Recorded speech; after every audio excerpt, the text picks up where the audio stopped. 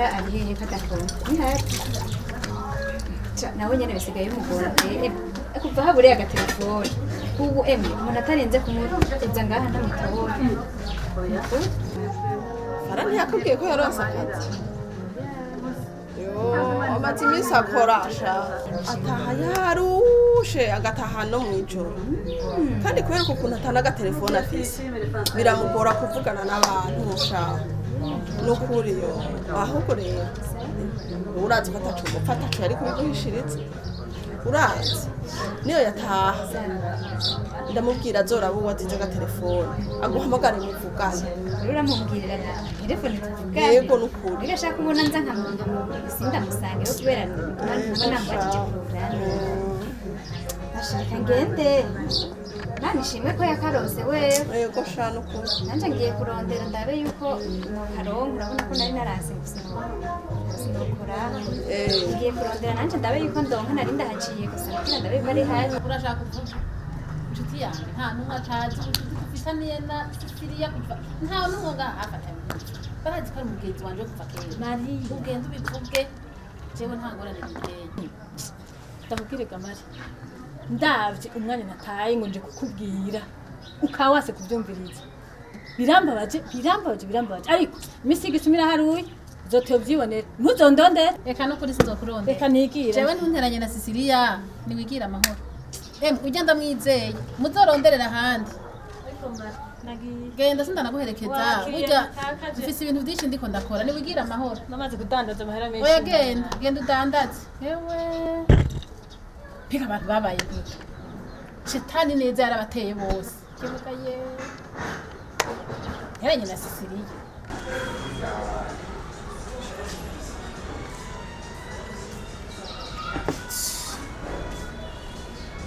mwana wamwe mumisi narahaswe sinokubesha aragukubise gasha kikukubita uri bukamwe mvuze yuko ngiye kwirabira umuntu neza hajya nari ngiye kwa Siriya ewe si kwirukanga umutwe nararitse sanga mabuja ni yaje mabu dushatse kuvuga umugore wanje icyantangaje rero nari ndamubwiye ko ndi mu kabare turi kumwe nawe ambwiye ngo asigaye muhira ngo nihari niko ugenda nijajanye basha nakwiswe n'inkuba basanze yicaye kwa Siriya yakuntendasha n'uburanyoteza n'ingene hababa reka ubu rero ugira umbere uti wahuriyeyo nk'abahanye gahunda ego mama yangu ntasi kugwa mu mazi muyabira kandi mugabo rero ntukange n'umuntu yamakunda kubesha naramubeshe ntiyapfuye amenye n'ikintu nakimwe ego basi ariko rero utonda je nama ngo hano ari ushaka kunyumviriza reka shaje oya yumviriza ntuzi ko bizobukwegera bireke sha bireke ega Damiano jiwe nta nabi none ntuzi kujya mugora n'umupfakazi ukabazi ko umupfakazi kumuba hafi atari ngora uti rero wongeye gusanuriza sambuza eka je sivyo mvuze urazi neza yuko ujya mugabo we yari umugenzi byumvikana ko bajya abana na nyina nto batantagihuza ndaja kuba je ndavuga simvuga jambo jenzo kwa manari gusubiriramo ireki sivyo nacho mijo chupa ninywere ariko notaha kare simpavemera nkawe wamaze kurema ntugire ubwoba ndabibona icupa naryo nibaguhe wisekereze ndazi ko nawe hora umpa waronse yego ntangorane ariko ntaje rumenyeye gutaha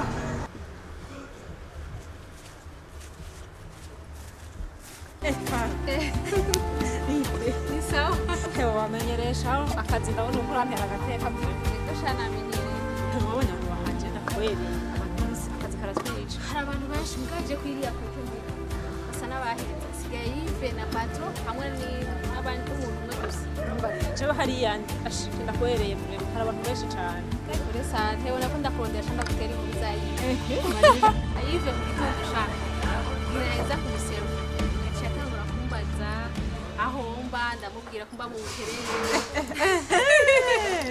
asharambwira ushaka wowe kandi narumvise yuko wiga uko wiga nyene wirihira ishure yego nyene je ndirihira nyene urazi ubuzima ko bugoye ashaka n'umuntu amakuhaje gushaka je ndakunda umuntu ameze nkawe ko yiga yirihira araba amakuhaje menshi shushe nahimbe we ewe acarambwira ngo kenshi ngo ari ngaha ku mugoroba nzohe ndamubwira nta hantu agazaramparitse ikindi rero shacanyuma kiryoshe urage dimire shana musereza yasigaye ku bwo yambwiye uri rwanje aho nyene Fara ukubarira Yves sa Yves yagize iki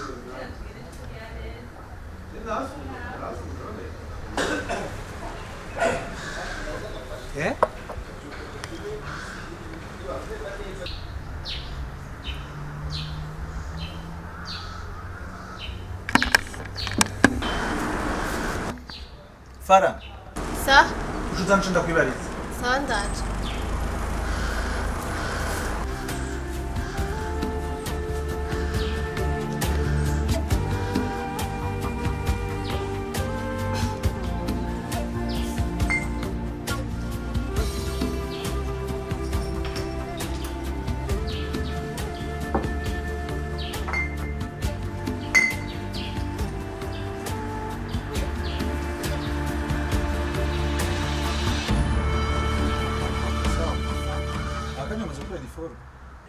mu mwanya turadutaha bon kare Richard imbere yuko agenda yambwiye ko yaciye inyuma ariko muravuga Yves hari ikibazo cabaye ntabwo ari Yves wewe ni wundi Yves mugenzi wa Aline bamutelefone yamubwira ko yagize accident yabaye cyane yari umugenzi wawe arasi umugenzi wanje umugenzi wa Aline mugabo rero ko waruvuze ko patrouille yasohotse ndamubuza Aline rero ntirirwa aragenda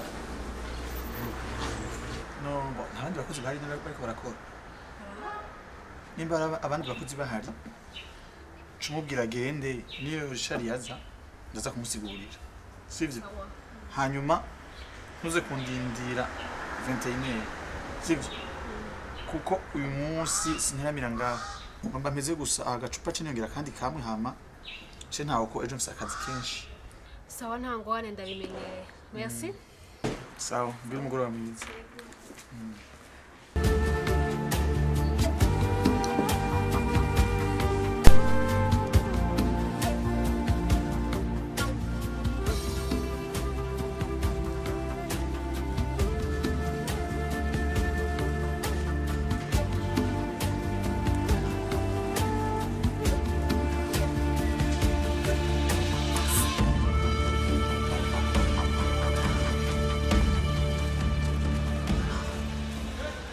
Sawa? sawa Richard ari ngaha?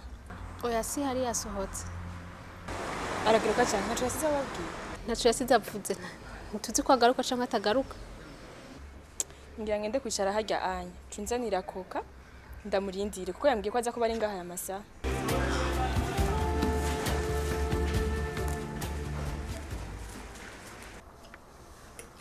Ariko mama Teva iyo twamuvyura agafunguro erega inzara iramwica Naco yobona ariko uraza hano amahurije gukinda ngo ariko arakina natumva ubona ko adashobora kurindira imfungurwa ngo zishe kaba kariko karisinzirirako karafungura kavyutse canke kazofungura ejo ntaco kaba ijoro rimwe nawe ntacaba tugumurindiriye rero ko yikangura ko yaje ndarushe kora devoir n'umusi baduhaye vyinshi jewe nta ngorane n'ubundi nategerezwa kurindira Fara hazira ngira marana ko ubuzima butoroshe ubu Fara ntabarara arakora kugira turonke ingene tubaho nawe aronke ingene yiga ubu buzima muriko murabubona nta gufisina shama je sinshaka guhagarika shaka kubandanya gushika mpeze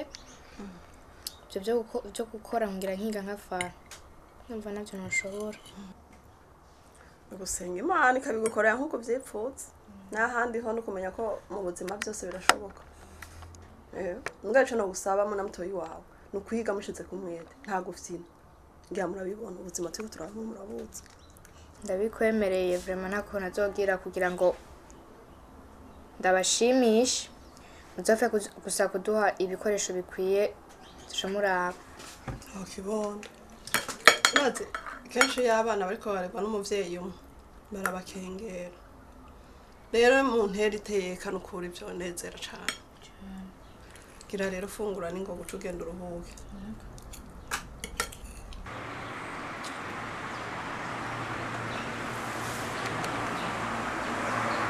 Oui, salut ma belle. Ça va? Ego, Joanda.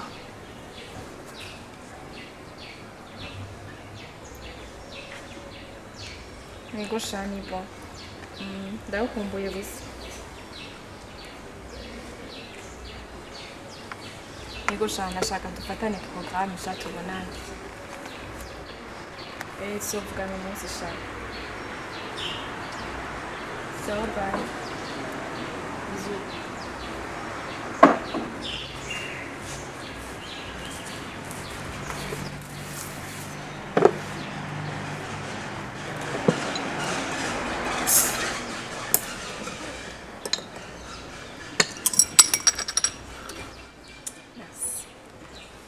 Haca umuntu mpa mu gikoni. Oya. Ariko Richard haje ucungira ko ndi ngasha uzokoze. Sawa.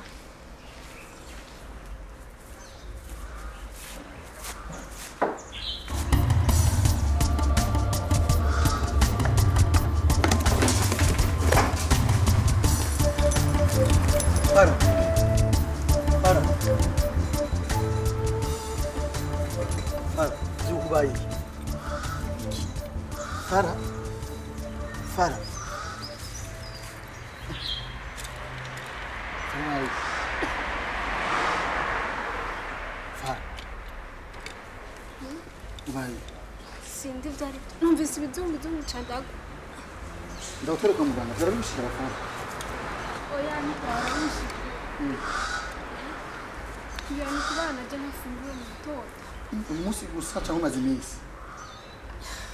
Maze iminsi imeze nabi niyo nafungura neza. Kandi tifisi. Okay, kabazi ndakutwara ucare hajya mabwiki cyo gufungura, sivyo? Bira ucare uruhuke, sivyo? Haguruka ukebuke.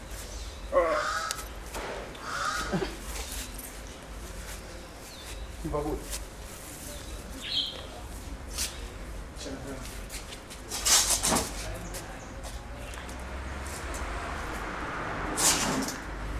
Bakugira ico ufungura hamace ndagutahana uruhuke sivyo Nakwigora ive ndafungura mu mbere.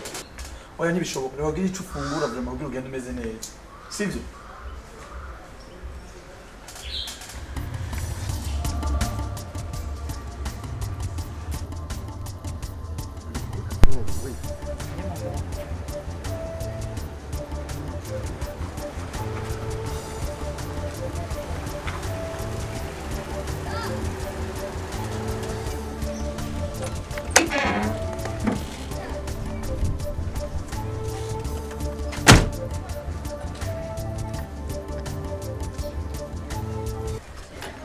ubu mvumeze gute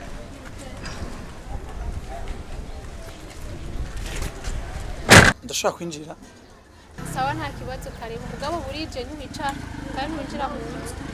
po ni juste kugira ngo mbona aho muba n'umuvyeyi nsa atararyama ndamubona Sawa karibu.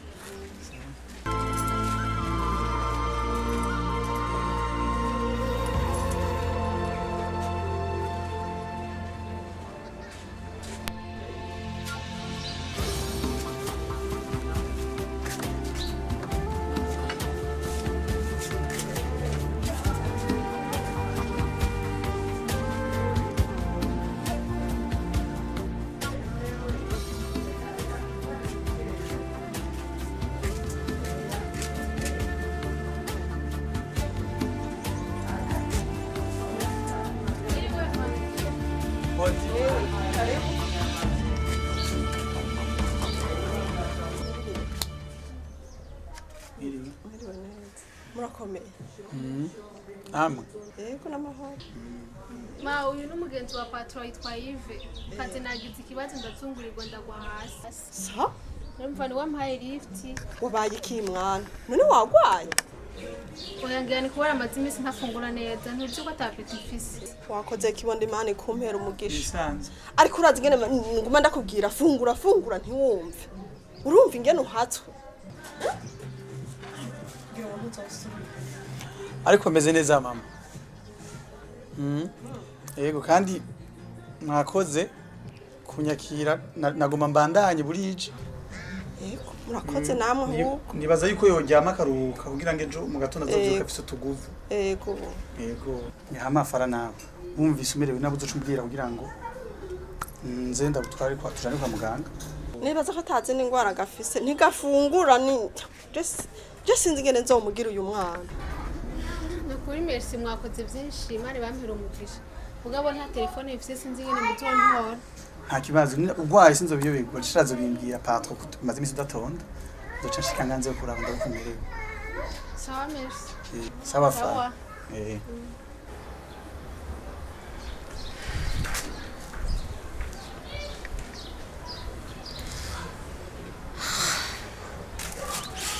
Numva merewe nabi. Fara. Ubaye. Sindi byari numvise ibizumbi cy'umucandago. Ndakora kwa muganga zarabishira Fara. Oya ntibaranshi. Yani kubana je nafungura mu gitondo. Umunsi gusa cyangwa umaze imisi. Maze imisi mize nabi nafungura ntabwo tifise. Ariko sinshobora gusiba ntasabye uruhusha. Kanje kurondera Aline ndamutire telefone. Ndamutelefone patron. Ndamusigurira yuko ngwaye.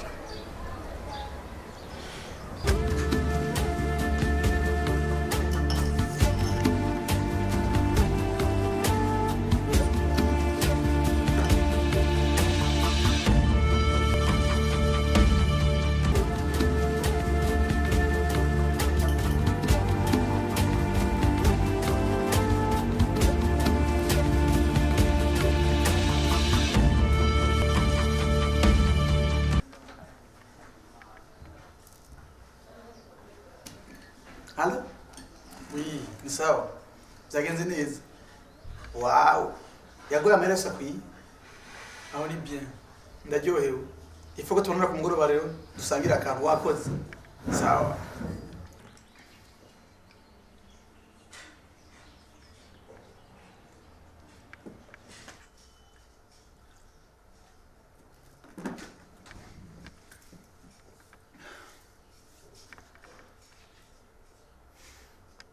Mugabo nta telefone ifise sinzi ingene mutontora. Ariko Fara nta telefone afise. Ifo ko ndamuba hafi. Ubwa mbere nkamugurira telefone. Agerageza nkahindura n'ahajya ahantu baba frema. Hajya ahantu baba siho.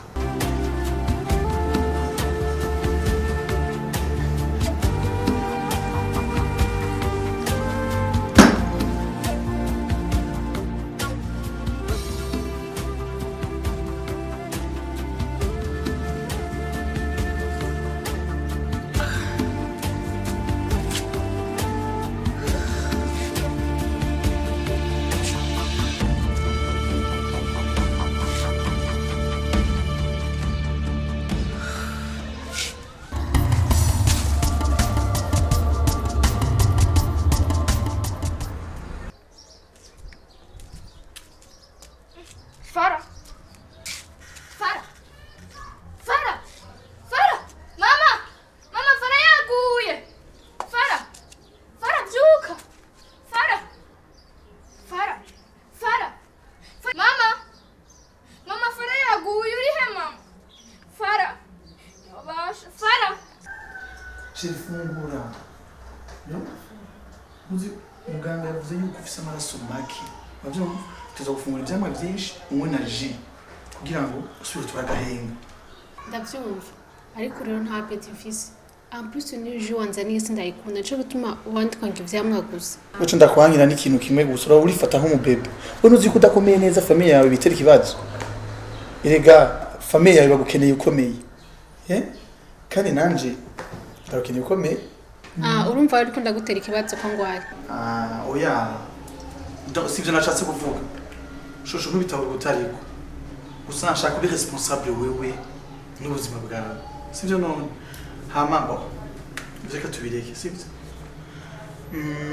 wambwiye yuko akabati na frigo n'intebe byari bishitse na frigo n'itapi byose bisa neza none mbaho ndazi ko atari bishasha umugenzi wanje yaragiye buraca mbere yuko nabimugurira kandi nari nakubwiye ko twaraye tubipanze byose kandi vraiment nararyohewe cyane bisa neza kuko ndashika vraiment ubu n'abantu botsa muhira nibo dusuzugura hasa neza kandi natwe ubu tugiye kuba nk'abandi bantu kandi byose ni kubera wowe sinzi ko nza gukorera nibisanzwe gusa ikintu nifuza nuko utosubira gukora akajya kazi aho uzo bunkoreye byose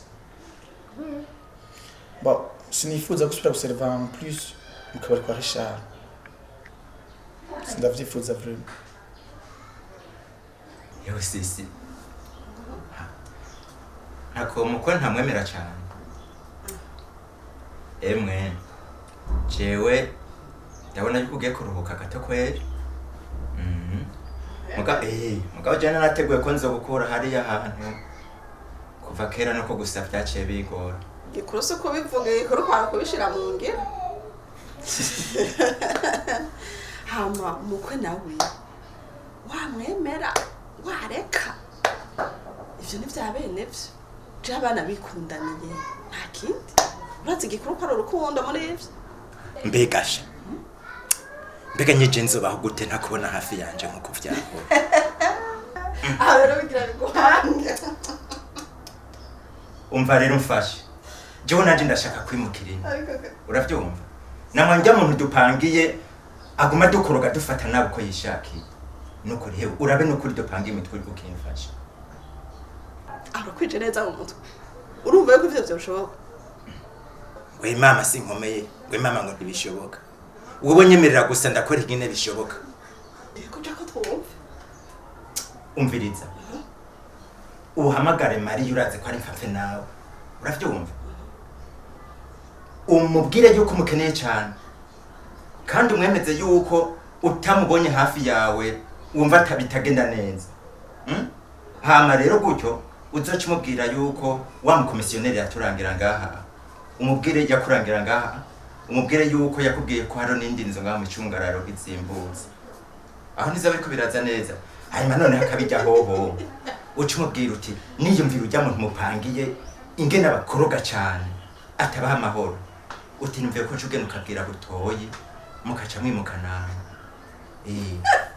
aho mba birashoboka bigira gose kandi noneho namanya Maria urazi yuko jewe ntazi uwo mugambi wo kumiko jewe ndawufise kubera nanabi mwagiye azogerageza bimbwire nizimagize nansha niyahira kugira ngo ntabimenye yuko ndabigoma haca nizimagiza hama rero muri ico gihe ntazomya ko umugambi twari twapanze nawe gutyo ntazocamenya ikintu napanze rega mbiza rero yarutugenda ntagende no gusanga reka ndakamenene nenge naye naje gutotindu yawe to inzu yawe kugira ngo twirukane bisigo none reka nta bisigo bira na wa mutama mwene wabo uwa ndayeme okay wakimwe shaka kuza nga reka rero nakatubwize negere genda jeje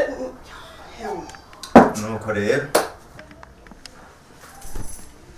sheri n'ubu yaje muri Imana nasi kumva muri douche nsanga wayihejeje none rero abantu ntituva ngaho utayihejeje ufite nifisata amahoro ofise umutima kubona ushobora kumbwira ngo mpeba akazi narose mpabamiye ndundi ndushe nkeneye gusubira ku shuri nongere mfashe n'umuryango wanjye sinuve ngene nshobora kugahibuka nyene mwiza sheri Jesse nshobora gutamara utuye nifuza kuri yakajya kazi guserva nkakwereka ibindi bintu ukora anatanda yuko ndo nk'umutahe kugira ngo ukore ivyi wawe Ivi urisubire ko ivyo uri kuravuga rukuri sheri hana kimwe ndagusezeraniye ntigeze nkora byose sinabishitseko pardon ukuri ntaco tasezeraniye utakoze nihama nyene namaze kuba traumatize n'ubuzima nagiye camo sinari nzi yuko n'Imana izohebika dutetunura oh bebe ntaco ntazokora kugira ngo ubeho neza uhindure n'ubuzima bw'umuryango wawe sivyo kugira ubeho